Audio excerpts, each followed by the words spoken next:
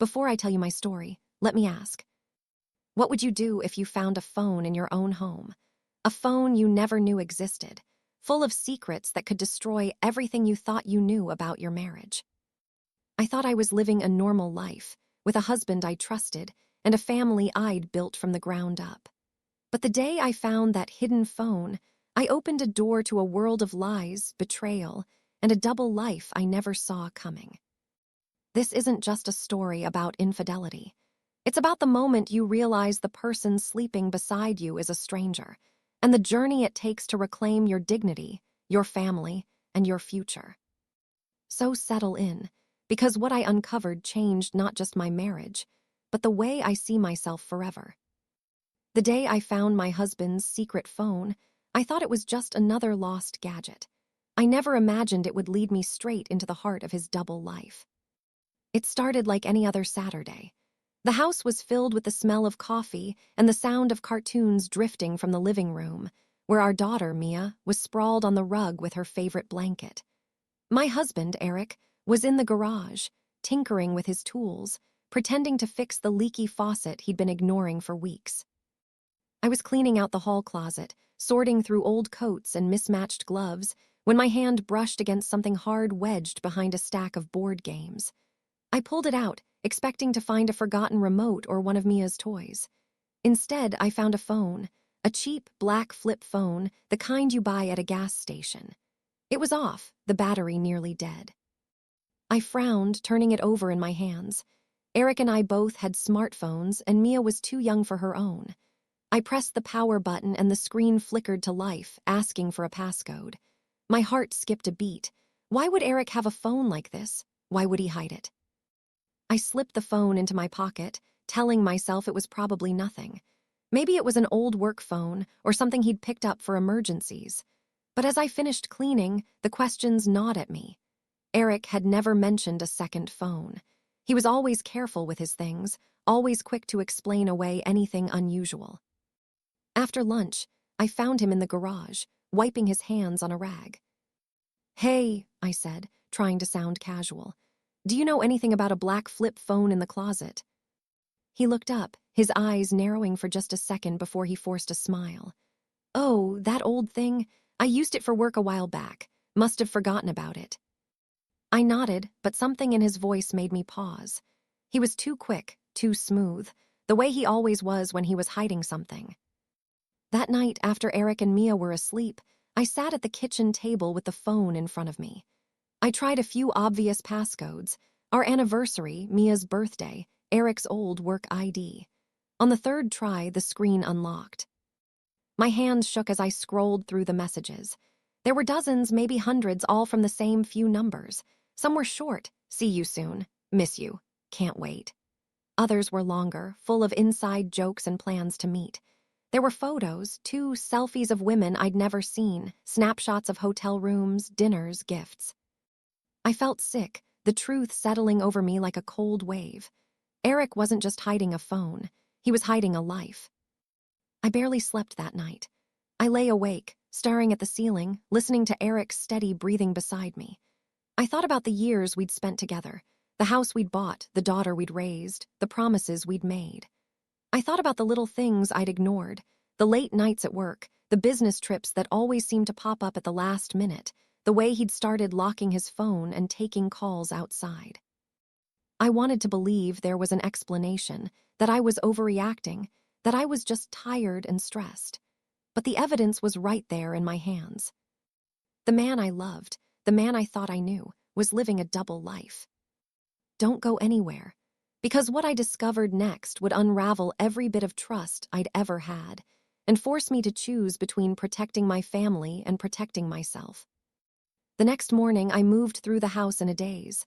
I made pancakes for Mia, packed her lunch, and tried to act like everything was normal.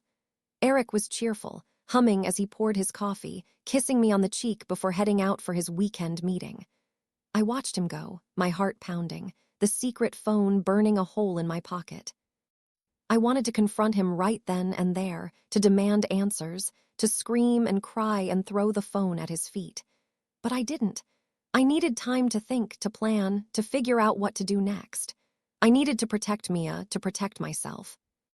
After Eric left, I sat at the kitchen table, scrolling through the phone again. The messages were all recent, some from just a few days ago.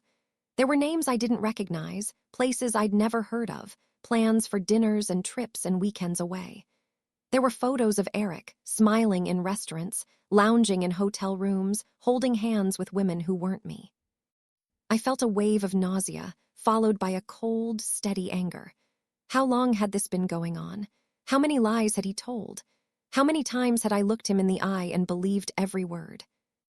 I called my best friend, Rachel. She answered on the first ring, her voice warm and familiar. "Hey you, what's up?"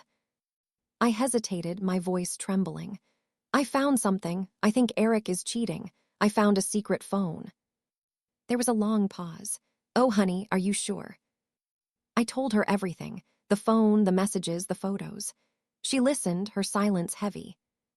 "I'm so sorry," she said finally. "What are you going to do?" "I don't know," I whispered. "I feel like my whole life is a lie." Rachel was quiet for a moment. "You need to talk to a lawyer. You need to protect yourself and Mia. And you need to get proof, real proof. Screenshots, photos, anything you can find." I nodded, wiping away tears. I never thought this would happen to me." "No one ever does," she said gently. "But you're strong, you'll get through this." I spent the rest of the day gathering evidence. I took photos of the messages, the call logs, the photos. I wrote down dates, names, places. I started a folder on my laptop, labeling everything carefully. I felt like a detective in my own life, piecing together a puzzle I never wanted to solve. That night, Eric came home late. He smelled of cologne and wine, his shirt wrinkled, his eyes bright. He kissed me a good night, then came into the kitchen, smiling at me. "Long day," he said, pouring himself a drink. "How was yours?" I forced a smile, my hands shaking. "Fine, just the usual." He nodded, sipping his drink. "I'm going to take a shower." I watched him go, my anger simmering just beneath the surface. I wanted to follow him, to confront him, to demand the truth. But I didn't, not yet. After Mia was asleep, I sat on the porch, staring at the stars. I thought about the life I'd built, the family I'd tried so hard to protect. I thought about the woman I used to be, confident, happy, trusting. I wondered if I'd ever find her again. I made a decision. I would not let Eric's lies destroy me. I would not let him take away my dignity, my strength, my future. I would find out the whole truth, no matter how much it hurt. The next morning, I called a lawyer. I told her everything, sent her the evidence, asked her what my options were. She was kind, professional, and blunt. "You need to be careful," she said. "Don't let him know you know. Keep gathering evidence. Protect your finances. And above all, protect your daughter." I thanked her, feeling a strange sense of relief. For the first time since I found the phone, I felt like I had a plan. But I had no idea just how deep Eric's double life went, or how much more I was about to uncover. Don't go anywhere, because the first cracks of suspicion were about to become impossible to ignore, and the truth was closer than I ever imagined. The next week, I watched Eric with new eyes. Every word, every gesture, every late-night text was a clue. He was careful, but not careful enough. He started locking his main phone, taking calls outside, erasing his browser history. He was home less and less, always with a new excuse: work, errands, a friend who needed help. I started to notice other things, too. Credit card charges for restaurants we'd never visited, hotel stays in the next town over, gifts I never received. I checked our bank account and found cash withdrawals I couldn't explain. I felt like I was living with a stranger, a man who wore my husband's face but belonged to someone else. One afternoon, while Eric was at work and Mia was at a friend's house, I decided to dig deeper. I searched his office, his car, even the garage. In the glove compartment, I found a second wallet, one I'd never seen before. Inside were receipts, a key card for a hotel, and a photo of Eric with a woman I didn't recognize. They were smiling, arms around each other, looking for all the world like a happy couple. My hands shook as I stared at the photo. The woman was younger than me, with long dark hair and a bright, confident smile. I flipped the photo over and saw a date written in Eric's handwriting, just 2 weeks ago. I took a picture of the photo with my phone, then put everything back exactly as I'd found it. I didn't want Eric to know I was onto him. Not yet. That night, I couldn't eat. I pushed my food around my plate, listening to Eric talk about his day, about a new project at work, about how tired he was. I nodded, smiled, played the part of the loving wife. But inside, I was screaming. After dinner, I put Mia to bed, then sat in the living room, staring at the evidence I'd collected. The phone, the messages, the receipts, the photo. It was all there, laid out in black and white, proof that my husband was living a double life. I called Rachel, my voice shaking. I found more. He has another wallet, another woman, I have a photo. She was silent for a moment. Oh, honey, I'm so sorry. What are you going to do? I don't know, I whispered. I feel like I'm losing my mind. You're not, she said firmly. You're seeing the truth, and you're not alone. The next day, I followed Eric. I felt like a spy, my heart pounding as I trailed his car through town. He drove to a hotel on the edge of the city, parked in the back, and went inside. I waited in the parking lot, my hands gripping the steering wheel, my breath coming in short, shallow bursts. After half an hour, I saw him come out with the woman from the photo. They laughed, holding hands, then kissed before getting into separate cars. I snapped a few photos, my hands shaking so badly I almost dropped my phone. I drove home in a daze, the images burned into my mind. There was no denying it now. Eric wasn't just cheating, he was living a whole other life. That night I lay awake, staring at the ceiling, listening to Eric's steady breathing beside me. I thought about the years we'd spent together, the promises we'd made, the family we'd built. I thought about Mia, about how I would tell her, about how I would protect her from the fallout. I knew I couldn't keep pretending. I knew I had to confront Eric, to demand the truth, to take back control of my life. But I also knew that whatever happened next would change everything. Don't go anywhere, because the truth was about to come out, and none of us would ever be the same. The next morning, I woke up before dawn, my mind racing. I watched Eric sleep, his face peaceful, as if he didn't have a care in the world. I wondered how many lies he'd told, how many times he'd looked me in the eye and sworn he loved me, all while building a life with someone else. I waited until Mia left for school, then sat Eric down at the kitchen table. My hands were steady, my voice calm, but inside I was shaking. I found your phone, I said quietly, the one you hid in the closet.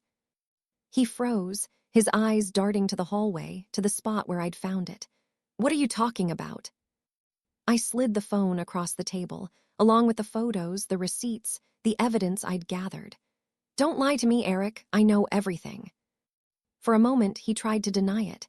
He said it was for work, that the woman was a client, that the hotel stays were business trips.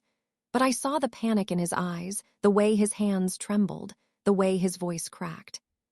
Stop, I said, my voice breaking. Just stop, I deserve the truth. He slumped in his chair, his shoulders sagging. I'm sorry, he whispered. I never meant for you to find out. I stared at him, anger and heartbreak warring inside me. How long? He looked away. A year, maybe more. It started as a fling, but then, I don't know, I couldn't stop. I felt tears sting my eyes, but I refused to let them fall. How many others, Eric? How many lives have you been living? He shook his head, his voice barely audible. Just her, I swear, but I lied about everything else. The money, the trips, the phone, I'm sorry. I stood, my hands clenched at my sides. Sorry isn't enough. You lied to me. You lied to Mia. You made me feel crazy, like I was imagining things. He reached for my hand, but I pulled away. Don't, just don't. He packed a bag and left that afternoon, the door closing softly behind him. I watched from the window as he drove away, my heart breaking and healing at the same time. I called Rachel, my voice shaking. It's over, he's gone. She came over with coffee and pastries, her arms full of comfort. We sat on the porch, watching the world go by, talking about everything and nothing. You did the right thing, she said, her voice firm. You stood up for yourself, that takes guts. I nodded, but the doubt lingered. Did I? Or did I just blow up my whole life? She squeezed my hand.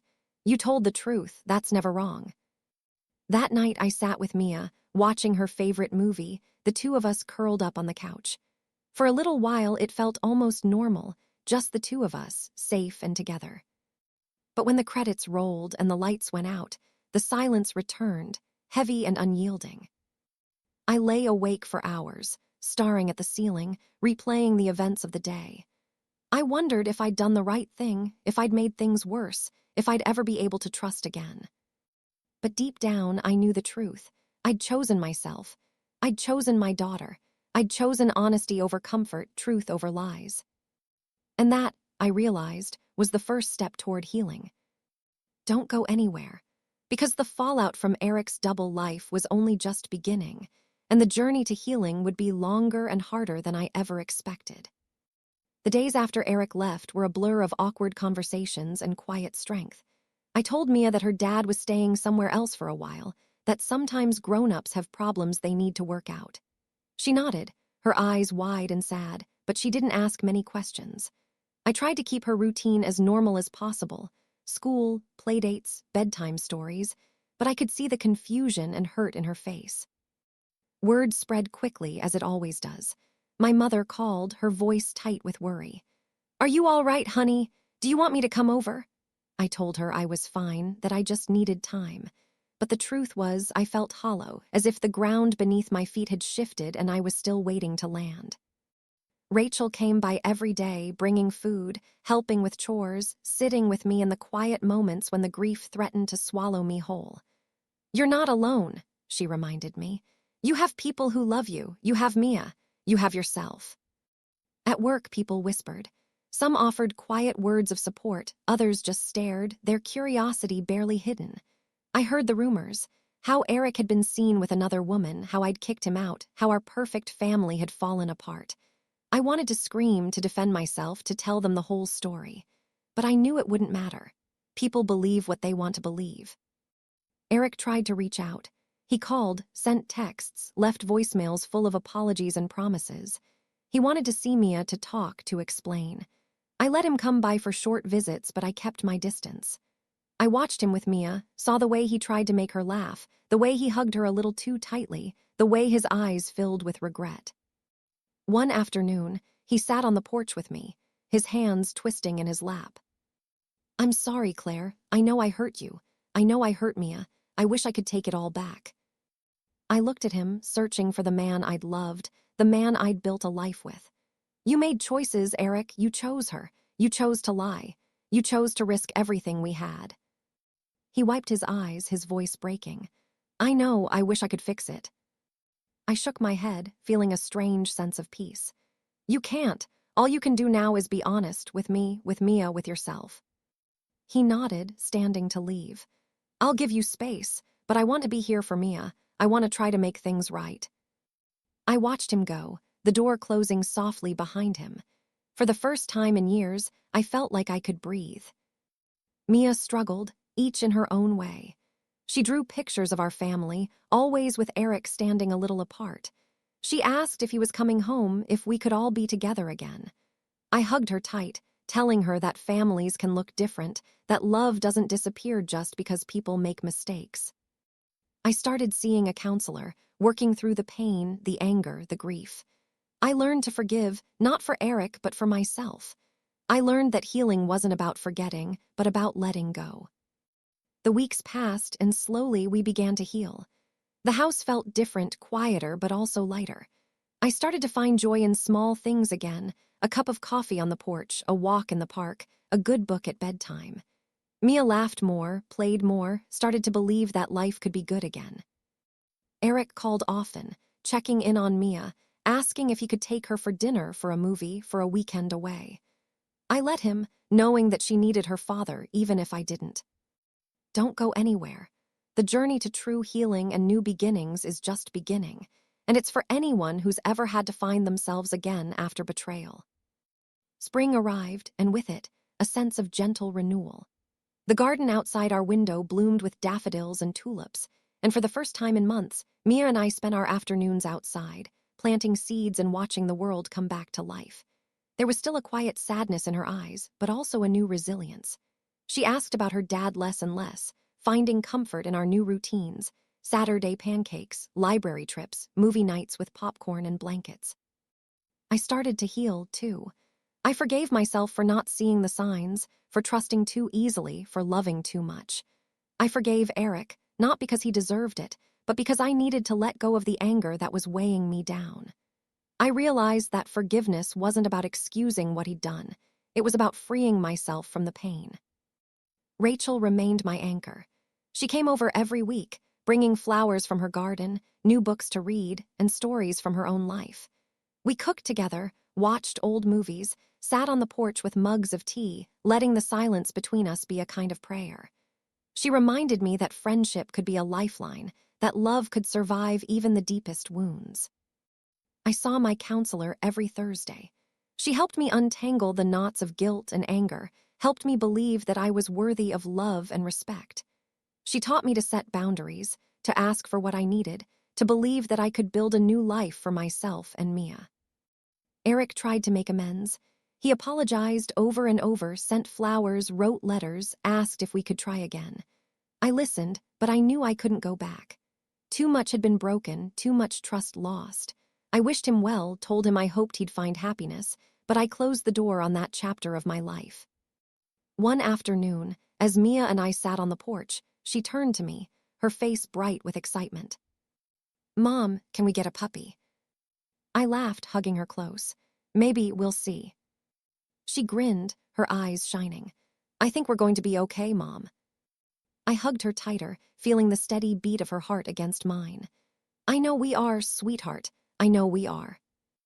I started writing again, journals, letters, stories for Mia. I wrote about forgiveness, about starting over, about the way love can survive even the deepest wounds. I wrote about the lessons I'd learned, about the hope I still carried in my heart. I reconnected with old friends, joined a book club, started volunteering at the library on weekends. I let myself dream again, of travel, of new love, of a life that was bigger and brighter than the one I'd left behind. I wasn't the same woman I'd been before I found Eric's secret phone. I was stronger, wiser, more compassionate with myself and with the people I loved. I knew that life would never be perfect, that there would always be pain and loss and disappointment. But I also knew that I could survive, that I could rebuild, that I could find joy in the small, everyday moments. I looked around at the life I'd created. The house filled with light, the garden blooming, the laughter of friends and family, and felt a quiet sense of peace. I was still here, I was still standing, and I was ready for whatever came next. Don't go anywhere. The final reflection is next, and it's for anyone who's ever had to find themselves again after losing everything. Sometimes, the people we trust most are the ones who hide the biggest secrets. I never imagined that a forgotten phone in my own closet would unravel my marriage, or that the man I loved could live a double life right under my nose. But life has a way of teaching us that even the strongest bonds can be tested, and that sometimes the only way forward is through the truth. If you've ever discovered a secret that changed everything, or if you've ever had to rebuild your life from the ground up, I hope you know you're not alone. Healing isn't quick, and it isn't easy. But with time, honesty, and a little bit of grace, it is possible.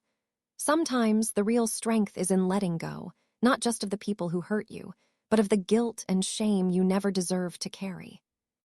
Would you have confronted your partner or kept the secret for the sake of your family? Have you ever had to start over after a betrayal?